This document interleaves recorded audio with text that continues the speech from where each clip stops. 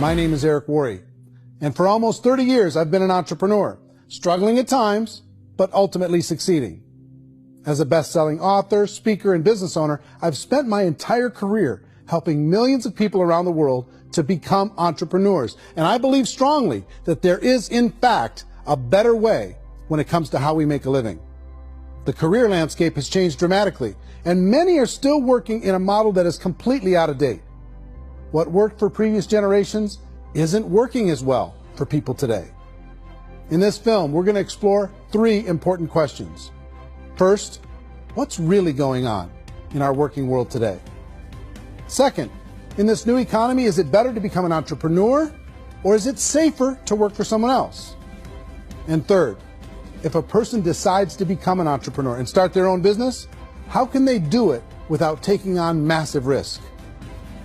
To help in this journey, I've brought together some of the greatest experts and thought leaders in the field of entrepreneurship to share the real facts with you. My intention is to give you new information that will allow you to make choices that are not limited by an old, outdated model.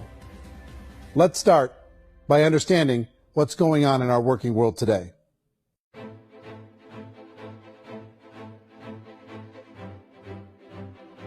Let's look at unemployment. 30–40% of the people are honestly not working, but would be working.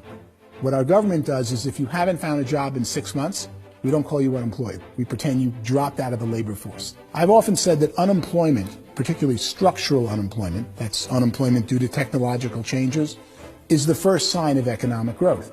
Think of it, 10 people live on an island. They go out every day and fish. One day, new technology shows up. A missionary brings them a net.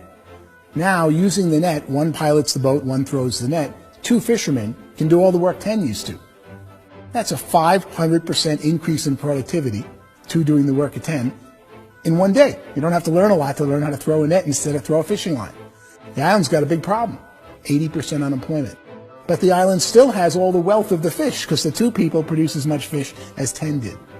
Now, of course, looking back in history, these changes used to take thousands of years. And during that time, we went into farming and transportation. Some of us became doctors and some teachers and lawyers, and we developed all these new professions and new manufacturing jobs. Today, these changes are occurring literally in one day when a new technological advance occurs, and we don't have the social structures to deal with it or to retrain the unemployed people. So one of the things that I think is interesting as I travel across the country and really travel around the world is the way that we work and the way we get paid for work is changing pretty dramatically. On a global basis, everything is being turned upside down because of the rapidly advancing technologies. They are eliminating many jobs, and we have been left with many people not prepared for the jobs that exist. A lot of demand in public companies was to squeeze out all the fat and to get just as much margin as we possibly could, and fat equals humans. So this idea of job security in information age is so obsolete, but it's still taught inside our school system, and that's where the problem starts. There's no financial education in the school system, and people are still trained to be employees who work for that paycheck. This is a chart on the middle class. What's happening in the middle class, those who went to school, their incomes have been coming down for years.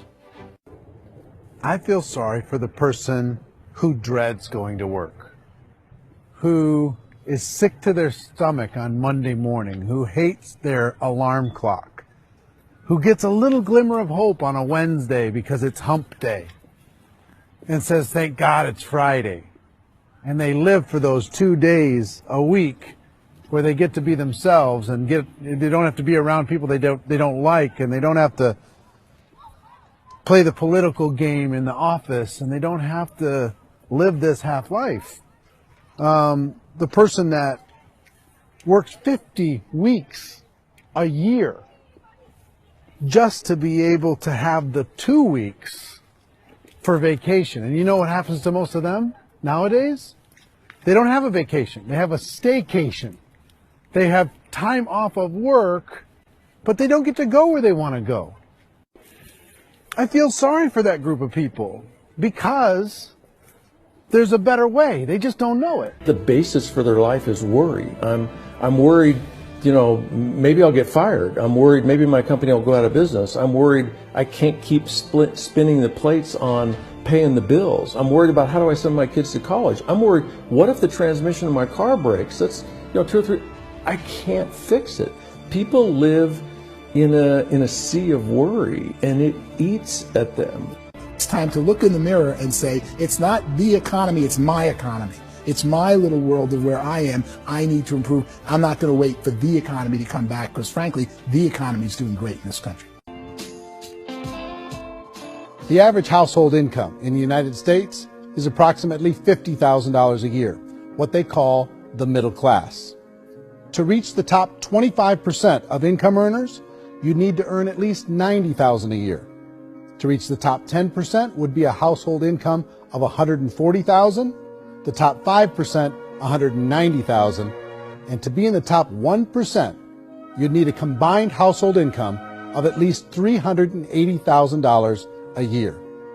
So here's the question.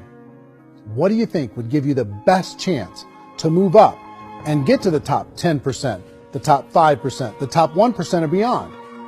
In my opinion, and in the opinion of many, many experts, the answer is to become an entrepreneur, to become your own boss. The spirit of the entrepreneur is to be a risk taker and to be resourceful and unstoppable and to have a vision of yourself beyond where you are and not willing to settle for life as it is. Think about the great entrepreneurs. They're visionary.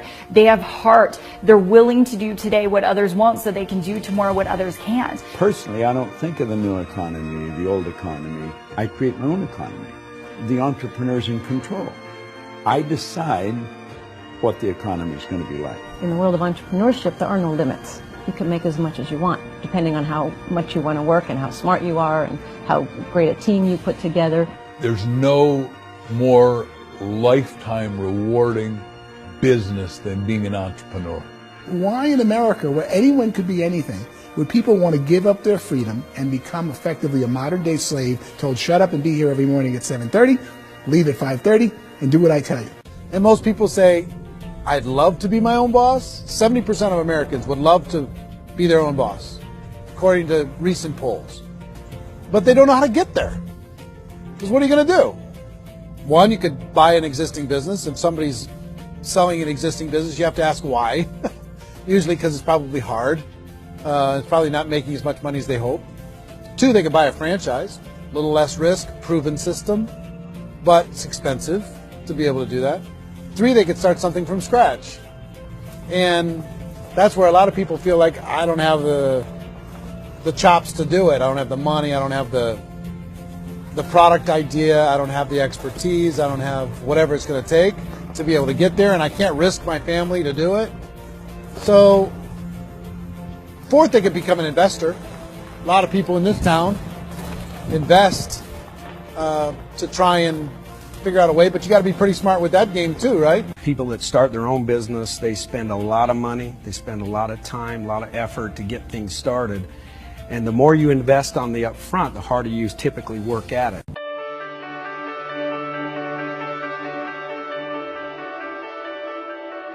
In our search for a better way to make a living, we've come to the conclusion that becoming an entrepreneur is actually safer than being an employee. And through our look at the entrepreneurial options, one particular path kept coming up from expert after expert. And I think most people will find it surprising because it's certainly a non-traditional business model. That model is for people to start their own business and become an entrepreneur through the creation of a network marketing business. Some people call it direct selling because the product is being sold directly from the manufacturer to the end consumer, cutting out the middlemen. Other people call it multi-level marketing, or MLM, because there are multiple levels of commissions paid. The most common term today is network marketing, because network marketing best describes using a large group of independent distributors, independent entrepreneurs, to move a product or service more efficiently. So my friend here, Donald Trump, and I, we always write about the network marketing industry. And the reason we support the network marketing industry is because it really is a business school for entrepreneurs. Because most people come out of school looking for a paycheck. Oh, that's terrible. I went to network marketing like that.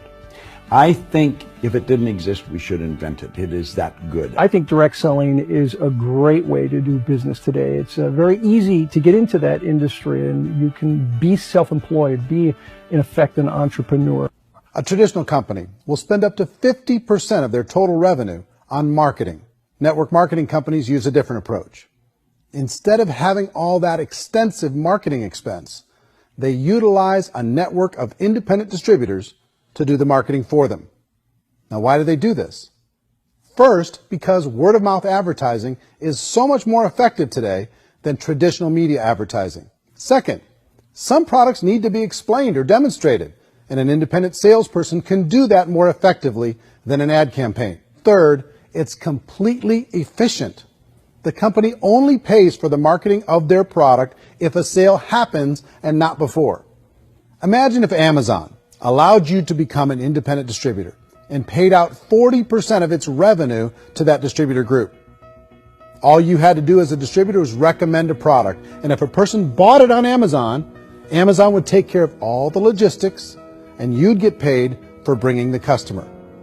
Now imagine you got paid for every purchase that customer made for the rest of their lives. Well, Amazon doesn't offer this option, but network marketing companies do. 85% of all buying decisions in our society are made as a result of word of mouth or reputation. We're recommending things to each other all the time. You know, who's your dentist? Who's your doctor? Who's your lawyer? What detergent, are you using? What legal system are you using? What product are you using? We're talking to each other about the things that we love anyway. When you go into a big box retailer, you're lucky if the clerk looks you in the eye, much less gives you any detailed or accurate information about what you're purchasing.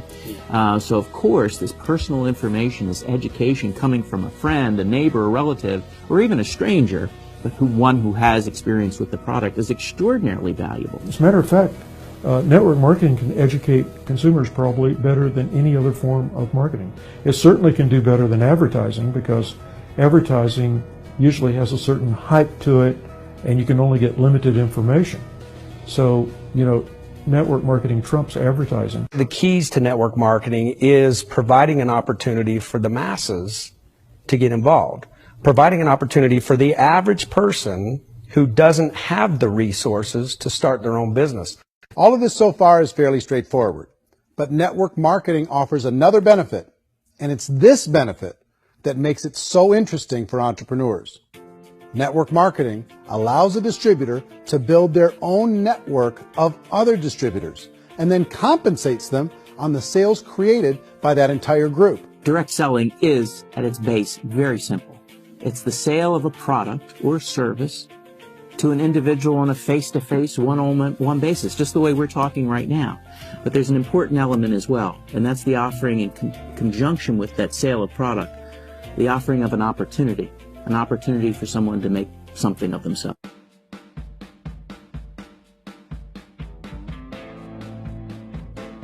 According to the Direct Selling Association, if you add up all the network marketing companies around the world, they combine to do over $178 billion a year in retail sales. To give you an idea of how big that really is, the NFL, the National Football League, does approximately $9 billion a year.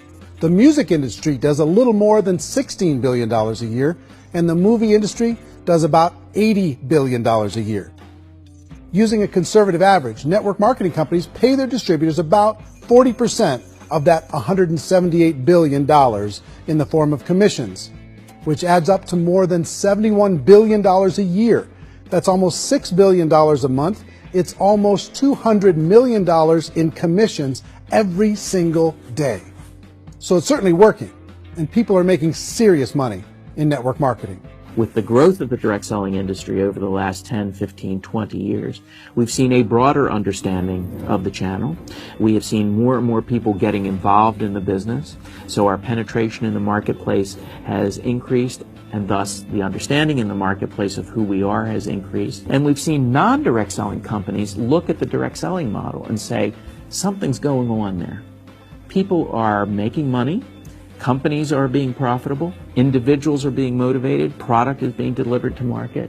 Maybe we should explore this. Some people think only the people at the top make money. Well, let's take a look at that as well. In the network marketing profession, there are roughly 500 people in the world who earn over $1 million a year. If you round that number up to $2 million a year, that adds up to about $1 billion a year. That takes the $71 billion paid out each year down to $70 billion. So where does the rest of the money go? The vast majority goes to part-time people making anywhere from a few $100s a month to many thousands of dollars a month. It goes to people who choose to make it a full-time career move and earning even more than that. Every day, people are using the money they earn through network marketing to pay off debt, have more fun, and improve the quality of their lives. Everyone I know in network marketing has been doing that since the 50s.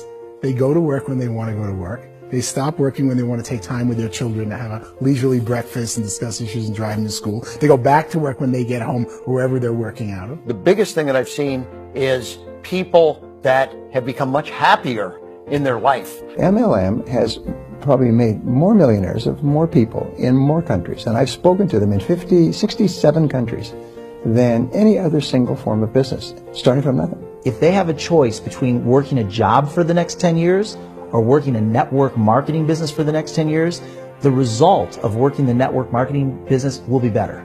How many people are involved? Approximately 16 million Americans and 96 million people around the world are currently participating in network marketing. And in a recent poll, 82% of those people report a good, very good, or excellent experience with network marketing. So people are happy.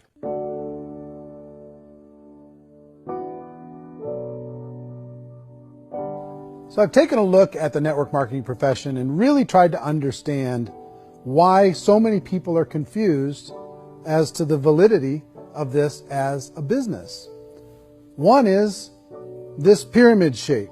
People get really messed up with this pyramid. Oh, it's one of those pyramid things. So I just think there are a lot of haters out there who really don't understand the industry and say, oh, it's a get-rich-quick scheme. It's a pyramid. Well, corporate America is a pyramid scheme. You know what I mean? It goes like this. You have thousands of MBAs, let's say working for Ford or General Motors or Coca-Cola. If all these MBAs are all trying to get to here, that's a pyramid. Only one guy's going to make it. Every 10 years, one's going to make it. Whereas you look at network marketing, it's like this. So you're here, and your job is to develop other CEOs coming up behind you. So it's an inverse pyramid. It doesn't matter what shape the company is or the compensation plan is shaped, whether it's a circle or a pyramid or a triangle or a trapezoid, it doesn't matter. If compensation is coming primarily from recruitment, then you've got a problem. On the other hand, if an operation is basing their compensation to participants on the basis of sales, even when those sales are generated by people you've recruited, well, then you're a perfectly legitimate enterprise. That's the legal test. It's the practical test. People start talking about 99% of people in network marketing don't make any money. Well, we've talked about that over the course of this journey together. Almost $200 million a day is being paid out to network marketing distributors around the world. The naysayers, the people who say that it doesn't work, are usually the ones who just don't know how to make it work for themselves. And so they're giving you an opinion, and I tell people, don't confuse people's opinions with expertise, because opinions are free. And don't confuse sincerity with the truth, because people could be sincerely wrong. But here's the reality inside of network marketing. The vast majority of people that get involved in network marketing just become customers, and they get involved to be able to purchase product at a lower price. If you take Costco as an example, if a person goes into Costco and gets a membership to Costco so they can get a lower price on the product, we don't call that person a loser because they have a bunch of product that they walked out with a smile on their face. Yet when some people want to take a look at network marketing, they say, well, those people, they're just using the product and they aren't earning an income, so they must be a loser. They're not a loser. They're a happy customer. That's the vast majority of people that are involved in network marketing. Now, a smaller percentage of those people decide to go build a business. They earn $300 a month, $500 a month, $1,000, $2,000. That's the bulk of earnings in network marketing. And then there's the few that really decide to take it serious, really decide to build a large network, really work to make that network very, very productive. And those people make huge amounts of money, and there's no cap.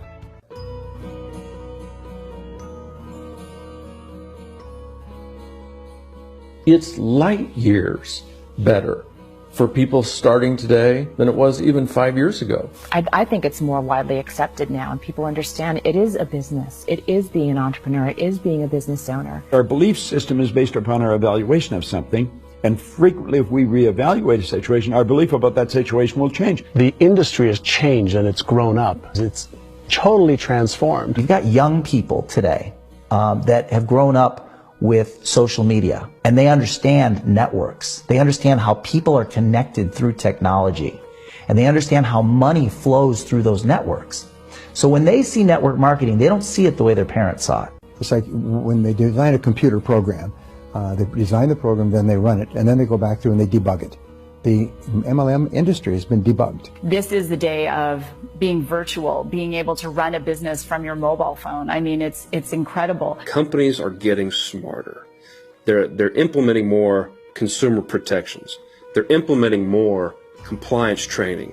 They're doing more with respect to product research. If you do get involved and you make purchases of inventory, even on a voluntary basis, if you decide that this business is not for you, you can leave and have that inventory repurchased by the company. There's no other business that offers that kind of protection on a voluntary, self-regulatory basis.